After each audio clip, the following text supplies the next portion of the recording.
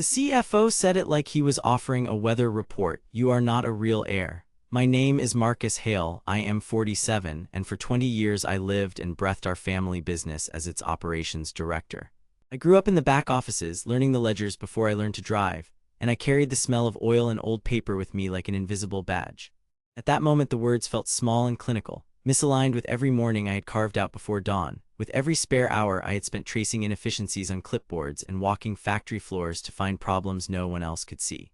I had walked those floors so often I could tell you the cadence of the presses by heart. I could hear them in my sleep, the soft thud of the stamping, the metallic echo in the weld bay, the steady gasp of the compressors. I knew the names of the men who worked nights by the way they whistled while they loaded pallets, the way one of them always turned up the radio when a favorite song came on. I knew how the fluorescent lights turned noon into a harsh silver and how the afternoon smell of grease and coolant settled into everything, even the paperwork on my desk. People at the plant knew me by sight and by the way I showed up early, cup of coffee steaming, sleeves rolled, checking bearings and belts and the tiniest of misalignments that would become catastrophes if ignored. At home, I had been the eldest son who handled the small crises, the late calls from a supplier whose truck had broken down, the uncertainty over a bill, the soft conversations with my mother about whether the house could be kept or would need to be sold. I had become the person the family called when a fuse blew or a contract needed reading or when my father wanted someone to argue the fine print with. My father taught me to balance a ledger at his kitchen table while the evening news hummed low in the background. He smudged his cigarette ash into the edge of the bills as if the small stain was a signature. My mother packed sandwiches and slipped me a note in the pocket of my jacket that said, in her careful looped hand, "Remember to call your sister." Those habits stitched themselves into me until I could not imagine a life that did not include that daily labor of stewardship. The routines were small, concrete things that created a sense of permanence. The precise hour I left the house to beat traffic, the walk from the back lot past the old storage shed where rust bloomed like a forgotten painting, the ritual of unlocking my office door with keys that had been warmed by my hand 1,000 times. I had a way of folding my reports, a way of arranging pencils by length in the jar on my desk. I knew which vendors believed a firm handshake more than a contract and which auditors liked glossy spreadsheets. I had earned my place not because someone had handed it to me on a silver platter, but because I arrived early, stayed late, and learned the parts of the business other people considered too mundane to notice. It was the slow construction of trust through reliability. Those small certainties built a kind of armor I mistook for invulnerability. You come to believe that the world will respond to the same inputs in the same way. If you call a foreman, he answers. If you sign an order, the shipment goes out. If you walk into a board meeting, someone will acknowledge your name. It never occurred to me that the ledger entries could be rewritten, that signatures could be questioned, that a title alone might not protect you when someone else decided to narrate the story. My sense of being both family and steward was not loud or performative. It was the quiet labor of presence, showing up, remembering, and fixing what needed fixing. Before that lunch where the words landed like a verdict, I had never known the particular kind of vertigo that comes from watching the world you inhabit be narrated by someone else. I had known minor slights, the occasional boardroom remark dismissed with a smile, the slow exclusion that begins with fewer invitations and ends with a stack of unopened memos. I had not known betrayal in the way the word would come to mean, not as a dramatic act but as a rearrangement of the whole architecture of my life. Before the betrayal, everything had weight and routine and a quiet certainty that family and legacy were one and the same. It happened fast and it happened in public. One moment the boardroom was the slow, predictable machine I had known for 2 decades, coffee poured, calendars compared, polite attempts at jokes to lubricate the minutes, and the next moment it whirred into something clinical and efficient in which I had no foothold. The CFO set a stack of papers down like a meteor and spoke my name as if it were a diagnosis. "You are not a real heir." He didn't shout, he didn't need to. His voice was the same flat, calm baritone he'd used for quarterly projections. That steadiness made the accusation worse. It made it sound inevitable, like a weather report. I remember the clack of his pen on the table, the slow slide of documents. I recognized the kind of forms I'd signed 100 times toward the chair at the head of the table. He unfolded something I hadn't seen before, eyed it like a specimen, and then looked at the board as if they were jurors rather than colleagues. The pivot was surgical. Without waiting for my denial, without really allowing me to form any words, he announced a transition to new leadership and ran through names as casually as you might list the menu specials. A few directors nodded, one or two shifted their weight, faced the window. Someone from HR produced a clipboard and a copy of a policy. The legal counsel, who I'd known since my first week, closed his laptop and said he would handle the protocol. Words meant to sound procedural swallowed me whole. They froze the accounts I had authorized. I remember looking up at the bank operations slide and seeing lines of figures obsolete like frozen tracks on a winter pond. I had written those numbers. I had argued for the timing of those transfers. A finance director whom I'd helped mentor wrestled with his pen as if it might write me back into relevance. Instead, the pen remained impotent. Security escorted me out of my office. There was no dramatic kaboom, no shouting, only the dull, mechanical efficiency of men who had been trained to do this before. They talked in clipped sentences. "We have instructions. We need you to hand over your keys. Personal effects will be collected and logged." I watched them box my things. My pencil jar, accurately arranged by length and chewed to a certain shape at the top, went into a cardboard box like an artifact from someone else's life. A photo of my father at the plant picnic was carefully wrapped and placed on top, as if to underscore the absurdity. The security guard took my badge with the same motion my hand had used a dozen times to swipe through the gate. He didn't look at me. Colleagues I had walked past 100 mornings avoided my gaze as if it were contagious. Some of them stepped aside in the hall, their mouths tight, eyes sliding to the ceiling as if it were easier to look at fluorescent lights than at me. At the coffee station, where I had been the unofficial arbiter of who liked black and who needed cream, people pretended I wasn't there. I caught the tail end of a conversation about a weekend fishing trip and realized I couldn't remember the last time anyone had left me in on a plan. Rumors travel by omission. Absence is a loud language. The family meeting the following week was a choreography of disbelief. My sister's hand was steady in her lap. My mother kept folding and unfolding a napkin as though it helped. They loved me, I know they did, but love stacked against the authority of a man in a suit and a sheaf of papers is hardly a match. At first there was confusion, then a cascade of cautious questions aimed less at me than at the idea of trouble. Whispers threaded the room, maybe I should step back, while lawyers untangled the administrative irregularities. The word irregularity turned into an umbrella that could contain any of my life's work. Humiliation sat beside anger like two uninvited guests. Anger flamed quick and hot, how dare they, and then cooled into a heavier, more dangerous thing. The slow, cold calculation of loss. I found myself counting the small erasures. My name was scrubbed from the internal directory. An email informed me formally, impersonally, that my accounts were suspended pending review. A security update reset my access codes. The things that had been proofs of my presence, the little artifacts of tenure and ownership, vanished quietly. It was as if a hand had reached into the world and removed the knobs by which I opened doors. Workplace friendships thinned into rumor. Men who had chosen to trust me when contractors pushed back on safety standards now treated me like a file that had been misfiled. Some offered stilted texts, conciliatory words wrapped in distance.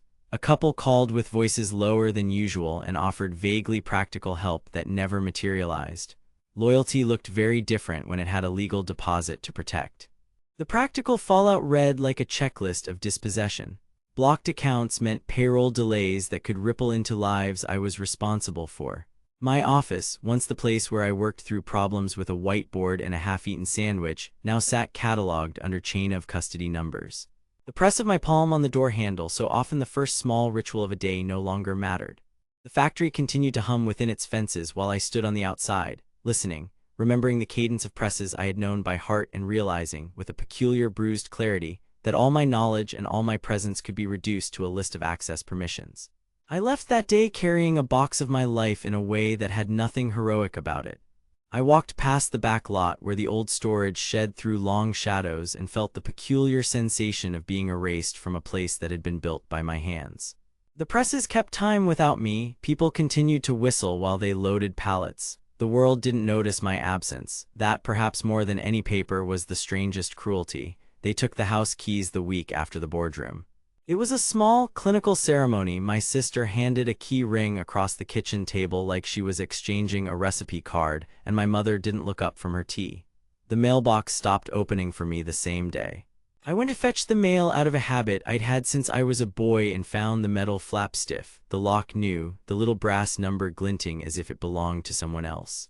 I stood there like an idiot, jiggling the knob, listening to the echo in the cul-de-sac where the neighbors went about their Saturday.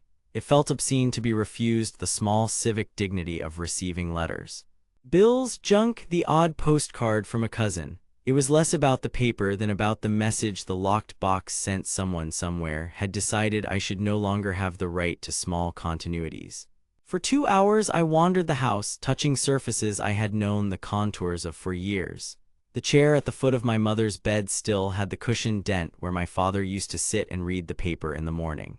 The mantel still held the same dented brass clock he wound each Sunday. The house smelled faintly of old tobacco and lemon cleaner, the memory of both lining the rooms the way wallpaper lines a wall. It was in the study where the light slanted through the curtains just so that I found my father's Bible. He kept it on a low shelf behind a row of factory manuals, the spines softened to the color of tea. He was the kind of man who liked things to be literal, turned pages, signatures, receipts, proof you could pass across a table and hold. I had stood in that room with him many times, his hand on my shoulder while he explained a balance sheet the way other fathers explained constellations. He liked dates, he liked signatures, he liked things you could point to and say, this is how the world was. The Bible fell open in my hands as if it had been waiting for me. A slip of paper slid from between 2 pages and drifted down to my palm. It was a receipt, faded at the edges, the ink browned with age. My father's looping scrawl wrote a bank name, Kenmore Branch, and a box number, 72B. He had underlined it once, the line decisively drawn as if to anchor the memory. I remember his handwriting better than almost anything. The way his G's tasted like hooks and his T's ended with a flourish, like he had a small thing to show you even in the act of crossing a letter. Holding that little scrap, my chest unclenched for the first time since they boxed my life. It was almost laughable how simple it was, how small. A receipt tucked into a Bible, a box number, a bank branch, the sort of detail he kept not because it was dramatic but because it mattered. Names of clerks, numbers of accounts, dates of deposits. He believed paper had a stubbornness that people's tongues didn't. When he worried, he would say, Marcus, if it matters, write it down. He meant for me to inherit the habit as much as the business. I sat at his desk and smoothed the paper between my fingers until the folds softened. My mind, which had been a jumble of humiliation and rage, found an odd clarity. The board had taken things from me that could be taken. Office badge, immediate access. They had done it in public to make it stick, but a receipt was private. It was quiet. It suggested a place where the past might be safe, or at least where someone had trusted it to be safe. If there was a place my father trusted with the past, it would be that box. I thought of the safe deposit drawers in the old bank downtown, the one my father liked because it still had marble steps and a teller who remembered everyone by name. I thought of the boxes I'd seen once when I was small enough to stand on tiptoe and watch a clerk slide an oaken drawer open and lift out a cardboard box wrapped in twine. Those boxes felt like tombs for small truths. Wills, letters, old deeds, photographs browned at the edges. I could imagine my father's neat handwriting on the labels of one of those boxes, and I could imagine the things inside. A watch he'd stopped wearing, a ledger where he kept side notes about deals, a letter folded in on itself that said, plainly, Marcus is to succeed me. Every humiliation I had endured sharpened into purpose. It was not a sudden cinematic rage, no fists on tables, no vows in front of photographs. It was quieter and, I realized, more dangerous to those who had done this to me. I could scream in the papers and be a spectacle, but spectacle would give them leverage and give me nothing. I could stand up in court. Proof would give me leverage. Memory would give me a line of inheritance that couldn't be argued away by a smirk and a stack of forged documents. So I put the receipt back into the Bible, sliding it into the same place as if it had never left. There was a small thrill in that gesture, like tucking a flag into something you mean to go back and claim. I counted the exact letters in the bank name again, traced the number with the pad of my thumb, and felt a plan take shape in a way anger never could. The decision was a cold, kind thing. I would find that box. I would not hand them the satisfaction of a public collapse. I would move silently, with the precision of the man who had spent 20 years walking factory floors before dawn and never announcing himself.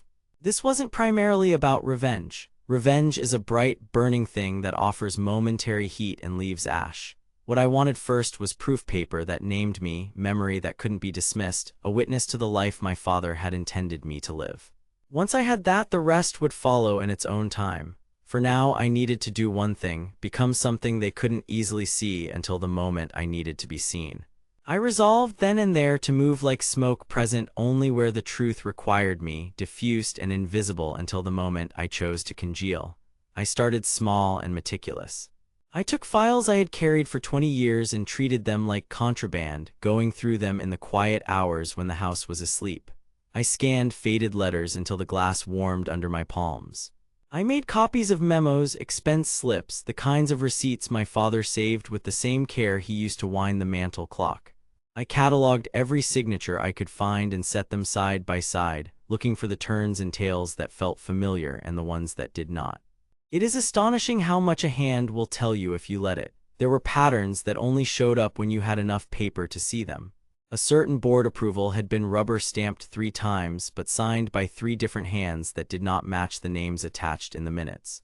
An authorization form bore a signature that curved like my father's but stopped short at the end, as if the pen had been lifted an instant too soon. I traced those differences with a pencil, then a highlighter, then a light box that threw the ink onto my wall like a confession. Each discrepancy was a small lever I could use later. I reached out to a retired bank clerk who had known my father. I called from a number the CFO would not be able to recognize and spoke in the slow, cautious voice of someone asking for a favor.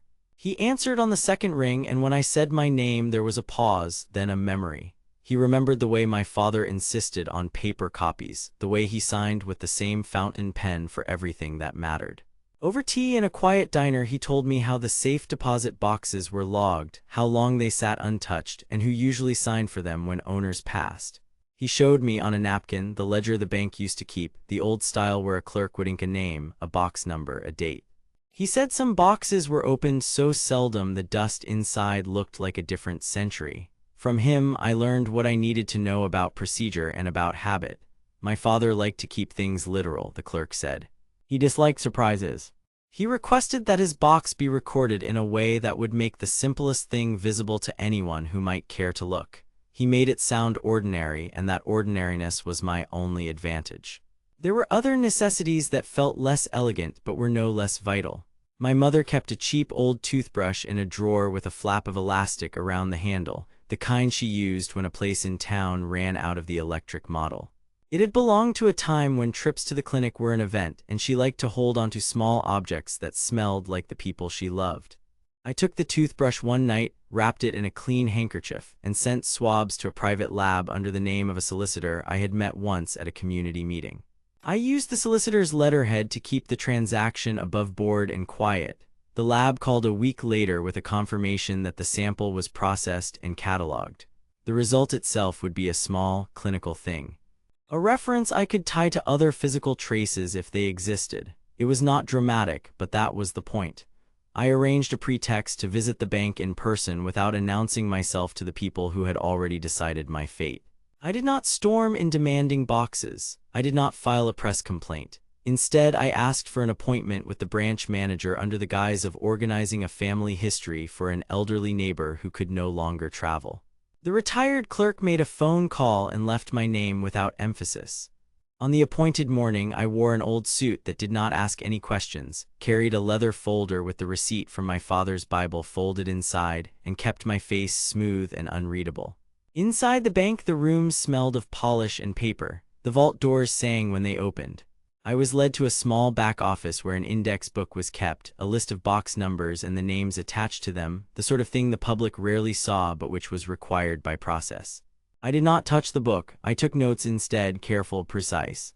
Box 72B was my father's, recorded with a date that matched the receipt.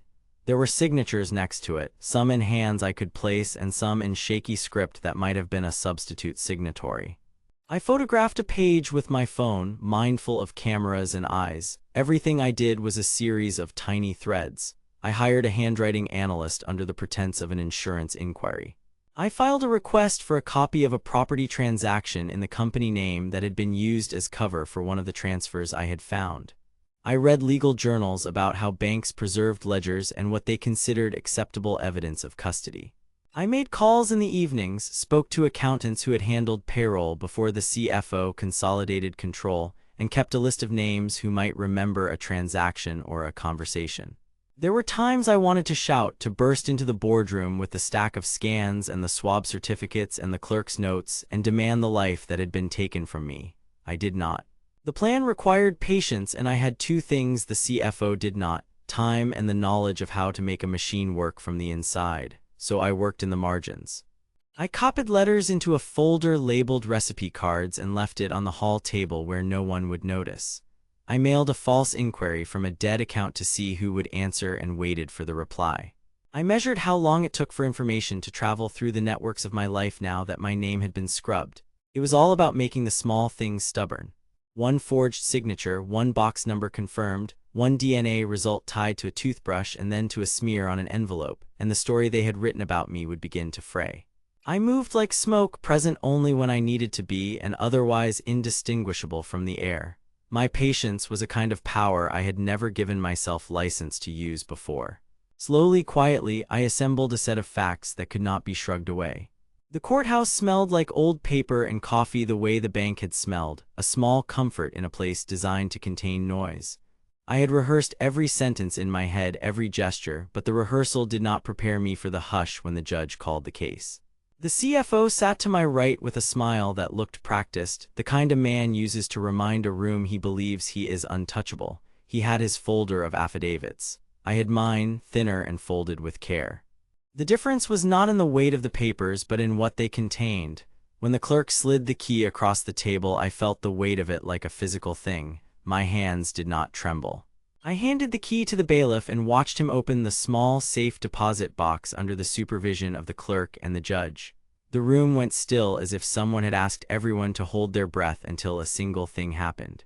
Inside the box lay the objects I had suspected and the ones I had not dared to imagine. A sealed envelope with my father's wax seal crusted at the fold, a stack of ledgers bound with twine, and a manila folder stamped with dates.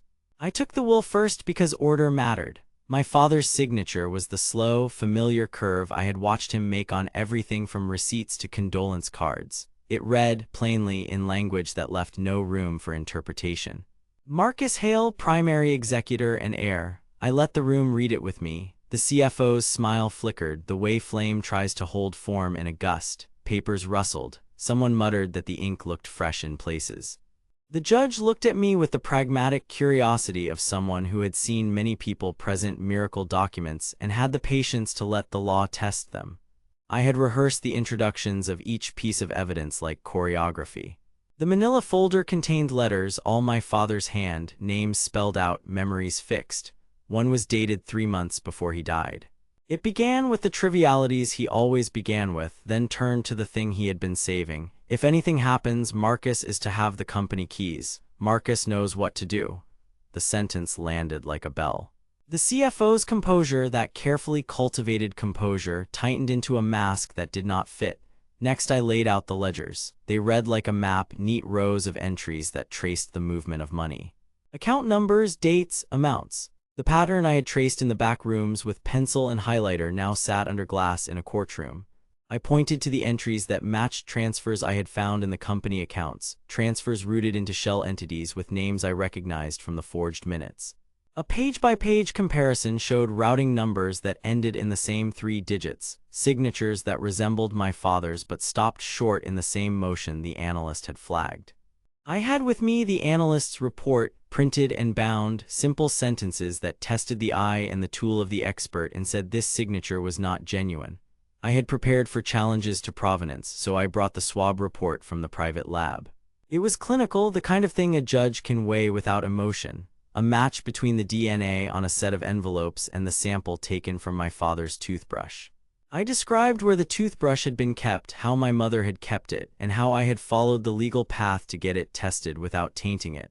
The CFO leaned forward then, the first time he seemed to move not from confidence but from calculation. Finally, I cued the recording. I could have read the transcript and let the letters speak for themselves, but my father's voice was the thing I had wanted to bring into that room from the first moment I decided to act. I turned on the small speaker the clerk had permitted. At first it was nothing but a shallow crackle, then the voice I knew folded into the air like the memory of a room. "Marcus, if you hear this, you know why I did it. Keep the company honest, keep our people first. You are to be the heir." It was raw and familiar and complicatedly tender. The judge's pen stopped. The CFO's hand fell away from his folder. There are moments when a lie cannot hold itself up to the weight of accumulated truth. The ledgers, the letters, the will, the recording, the analyst's certification, the retired clerk's testimony about how my father insisted on literal, redundant records, they were threads pulled taut until the fabric of his story unraveled. The CFO's smirk lasted only as long as it took for him to realize that the papers on his side had no answer for the pattern I was exposing. His face drained of color in stages. First the confidence, then the calculation, then the comprehension. He opened his mouth and closed it again like a man rehearsing lines that no longer fit. By the time I had finished, the bailiff had his phone out making a call.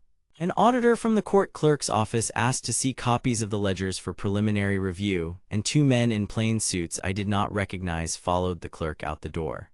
People in the gallery who had once turned away now leaned forward. Colleagues I had not expected to be present exchanged looks that read as relief and a tinge of guilt.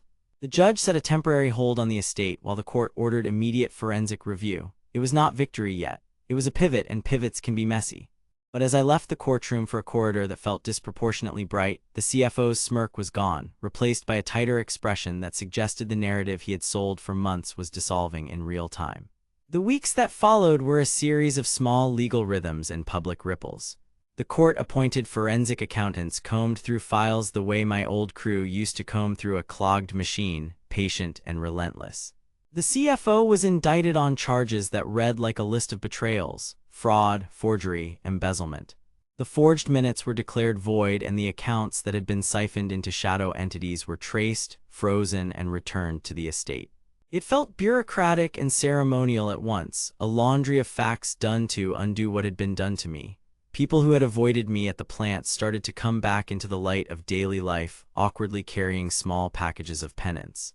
Apologies were offered in hallways and in emails, short and practiced and apologetic in a way that showed more concern for appearances than for any real rupture. I accepted some and declined others. A few people I had once trusted most did not offer any words at all. There were reasons they kept to the edges, practical and fearful. Realigning loyalties is messy work, and sometimes it is more comfortable to pretend the mess never happened. There were other apologies that did not feel thin. Two old foremen who had watched me crawl into the mouths of machines when I was in my 20s came by with cups of coffee and a look that said they had been waiting to see whether my name would survive the noise. They did not talk about the lawsuit. They talked about the plant, about a failing conveyor belt that needed a shim, about a young operator who had a knack for patience. They asked me how I planned to run things. They did not ask for favors. They asked for steadiness.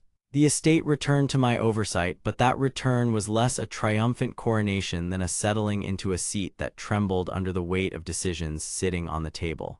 My father had left instructions that were precise in many ways and deliberately vague in others. He trusted me to read the grain of the company the way a farmer reads soil. I inherited responsibilities that required me to decide who would steer the business and how we would compensate the damage done by months of stalled projects and bruised relationships. I spent long evenings in my office rewriting budgets, meeting with department heads and auditors, and listening to accounts that did not fit the neat picture a will could produce. The money came back, but the reputational damage had to be repaired through years of steady work and proof. Media attention flared and receded. There were a few articles that tried to turn the whole saga into a morality play, and then a business column about corporate governance. I never sought the limelight. My father had run the company like a craftsman runs a shop, focused on the work, not the applause. The press coverage was necessary to clear facts and to set a public record, but it also invited opinions from people who had never set foot in a shop that smelled of oil and heat. I learned quickly which conversations were useful and which were distractions. Family life was an uneven negotiation. My mother held to the small rituals that had always steadied our household. She kept a slow tea on the stove and a chair by the window that seemed made to hold someone while the grief thinned. My siblings were cautious, some defensive, some relieved that there was a legal resolution but complicated by their own alliances. I became in their eyes the man who had been vindicated and the man they needed to consult. That came with an awkward intimacy. People asked questions about the accountancy and about the people we had to let go. There were nights when I would stand over the sink rubbing my temples and wonder whether the father who had trained me would have approved every choice. What I kept from the safe deposit box fit into a small cloth-lined tray on my desk. The watch was my father's. It was not an ostentatious heirloom. Its face was slightly scratched, the leather worn soft where his wrist had bent it for decades. On the inside of the case, someone had engraved his initials and a date. I wind it in the morning. The turning of that tiny crown has become a deliberate act, something that resets me the way tightening a well-worn tool does. The letter smelled faintly of his tobacco, the edges still softened by his fingers. In it he wrote, simply and without flourish, about trust and duty. He warned me that power could bring out people who would lie to hold on to advantage, but he also wrote that the cure to that was, always, attention to the people who made the company what it was. Those two objects, small and intimate, felt like the true inheritance. Courtrooms give you papers and quiet pronouncements. Lawyers give you rulings and timelines. The watch and the letter gave me the quiet directive my father had intended. They reminded me that authority is not a thing to be worn for show, but a responsibility that shows itself in how you treat the crew who sweep the floors and the operator who calls about a machine at 2 in the morning. I am more cautious now. I ask for credentials and records. I insist on redundancy where once I trusted a single signature. I also try to be less brittle with people. Justice corrected a set of wrongs, but it did not erase the months of isolation that taught me how thin trust can be and how readily power invites people who will twist facts to their advantage. I do not know if I will ever be less surprised by that, only more prepared. Sometimes late, when the plant runs quiet and the fluorescents hum like an old generator, I take the watch from the drawer, wind it, and read my father's letter again. The tobacco smell seems stronger then, like memory pressed into paper. I fold the letter back up, slip the watch on, and walk out to the floor. There are people working under hooded lights who do not care for legal histories. They care for machines, for timetables, and for the small dignity of a steady day. That is the work I have inherited and the work I will answer for. The weight is heavier than I expected. The watch feels heavier too, in a way that steadies rather than burdens me.